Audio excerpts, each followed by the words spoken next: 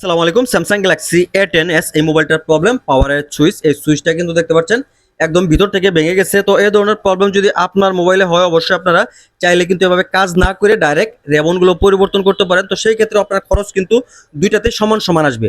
তো যাই হোক, আমি এই পর্যায়ে দেখেন যে পাওয়ারের যে সুইচটা আছে, এই সুইচটা আমি তাতালের সাহায্যে একদম শর্টকাটে সুইচটা পরিবর্তন করব। তার জন্য দেখেন তাতালের ভিডিওর উপর রেখে প্রথমে কিন্তু সুইচটা খুলে নিচ্ছি। খোলার পর ভালো করে সোল্ডারিং পেস্ট দিয়ে পরিষ্কার করার পর হালকা একটু সোল্ডারিং করার পরে যে পাওয়ারের যে সুইচটা কিন্তু শর্টকাটে বসিয়ে দিলাম। একদম নতুন যারা আমার এই পেজ থেকে ভিডিওগুলো দেখতেছেন, অবশ্যই যদি একদম নতুন হয়ে থাকেন তাহলে আমার এই ভিডিওগুলো দেখার পর অবশ্যই লাইক কমেন্ট করে পাশে থাকবেন। তো যাই হোক, পরবর্তী স্টেপে দেখেন যে সুইচটা লাগার পর আমি কিভাবে গাম দিয়ে বোর্ডের সাথে সুইচটা কিন্তু বসিয়ে দিলাম। বসিয়ে দেওয়ার পর ওনার যে আপনার ব্যাকশিল ছিল, ব্যাকশিলটা কিন্তু একদমই ভাঙা। তার কারণে দেখেন যে নতুন একটা ব্যাকশিল আমি কিন্তু অলরেডি বসিয়ে নিছি। এই যে নতুন একটা ব্যাকশিল বসেছে, এটার সাথে এটা পরিবর্তন করার কারণ হচ্ছে এটার সাথে যে আপনার যে সুইচগুলো থাকে সেই সুইচগুলো নাই। তার কারণে কিন্তু আপনার এই যে পাওয়ার যে বাটনের জন্য পুরো ব্যাকশিলটা পরিবর্তন করে দিলাম।